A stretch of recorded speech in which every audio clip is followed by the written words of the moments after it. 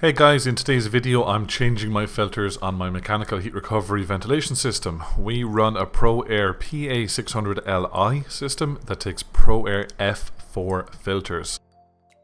I'll leave a link below to those if it makes life easier for you. So anyway, first step is get up there to your machine, plug it out. Seriously, just in case, make sure it's plugged out. The middle panel then is not what you're looking for, it's the panel above, behind the brand name.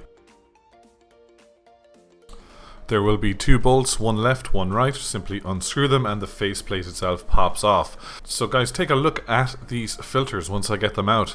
In fairness, these guys have not been changed for a year or more. So compare those guys with the new set.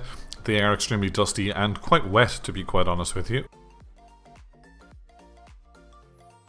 So simply pop in the new ones as they come. Replace the face panel, plug it back in, and you're all done. I hope this video helps you guys. If it does, give me a like or a subscribe to the channel. Thank you.